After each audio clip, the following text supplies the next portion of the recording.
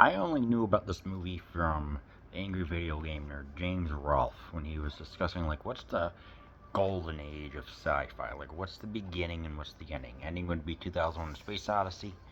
Beginning is Destination Moon from 1950. Industrialist John Archer, former Army General Tom Powers, and research scientist Warner Anderson collaborate on a manned rocket ship with an atomic engine, convinced that the nation that militarily controls the moon controls the Earth as well. But there's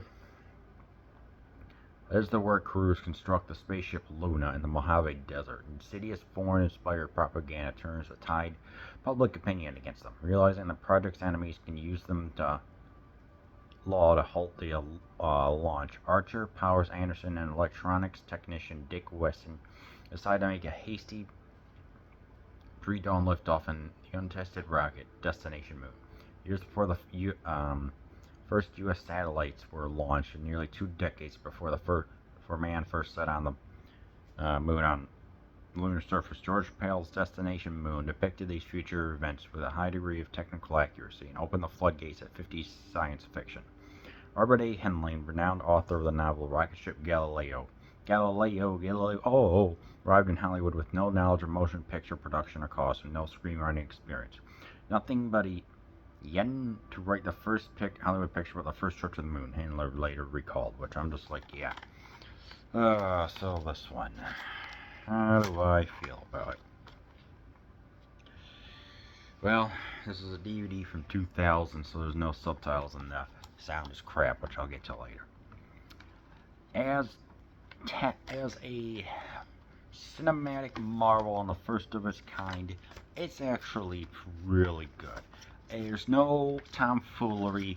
There's no like, there's a little bit of comedy relief, but this is it's actually a good serious tone that actually describes exactly how a movie, this could be possible from way back when, and how man can achieve flight.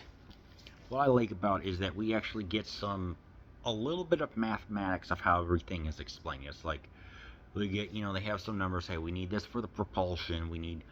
It's like we already spent like millions of dollars for a failed experiment when it crashed.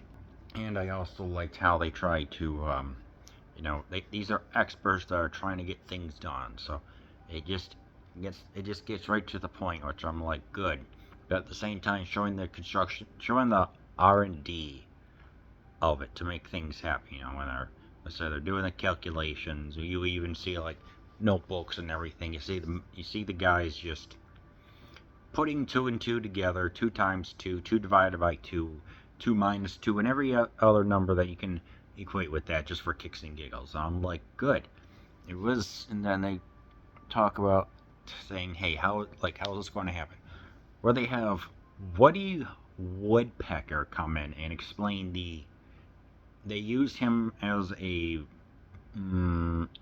public surrogate to explain like how there could be what the public may have, but the confidence gets the answers come in, and we feel confident about how this may happen. I'll tell you, that was very unexpected.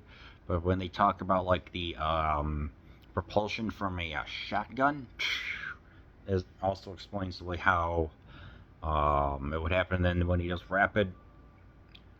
does shotgun firings in rapid succession, which would also explain the way how the rocket works, I was able to escape from the Earth. I'm like, okay, that's actually a really good way of how to do it, especially with an iconic. I can't do it to save my life. But then we also explain like the way how they have to try and navigate and what's the word? Yeah, negotiate landing on the moon, which comes in handy later. And yeah, when they're on the ship and everything, we kind of get to see their personalities. We have the stalwart one who's ahead. We have the guy, my personal favorite is the guy with the Boston accent. Who's a little nervous and says that, he has a date with a chick and everything. But then towards the end, he starts to become nervous. I'm like, alright, whatever. One of the more famous sequences is when one guy named Cargraves, like 45 minutes in or whatever, gets loose, so they kind of have to, I want to say, like, yes, tether gets loose or whatever, so mimicking the shotgun sequence from earlier, they managed to use an oxygen tank to go shh. They managed to retrieve him with the same propulsion that was used, which was actually really cool to see. You know, of course, it would get emulated in other movies and things like that, influence. So, say what you will about that, but I found that to be cool. But, you know, nowadays you can tell, obviously, it's a green screen and everything. You know, the effects may look like that they're updated or not. It's all up to you. Like I said, this is a movie that where your mileage will vary. Because, and then when we get on there, it's like they're not going to have enough fuel to return, so they have to, what's the word? Flotsam and jetsam the cargo. Stuff that is tossed over accidentally or purposefully. And, you know, they say that one person has to remain on the moon so that way you gentlemen can return to Earth safely, but ultimately I think they all managed to return, which was pretty good. But yeah, and we get to see the guy with the accident. It's like when he gets his own development enough where it sounds like, oh yeah, I could tell something was happening. You know, he's like, he just wants to stay in the plane. You know, he's frightened and everything, and I'm like, okay, I like where this is going. So yeah, ultimately in the end, it's like when he comes down, it's like, yeah, this was handled seriously. You know, there's a little bit of comic relief with Dick right there, but in the end, you know, it's like, hey, this is actually a really good movie.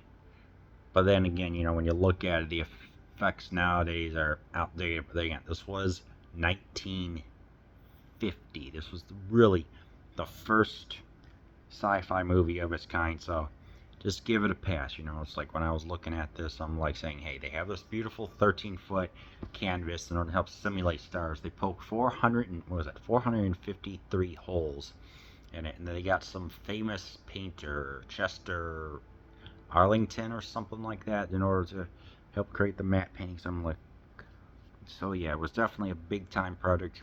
You know, it made enough money at the box office, and people are like, yeah, this is still pretty good. You know, obviously, it's not going to. Some of it just be like, yeah, it was of a different time. But whenever you do get the chance, yeah, I think that this movie needs more recognition.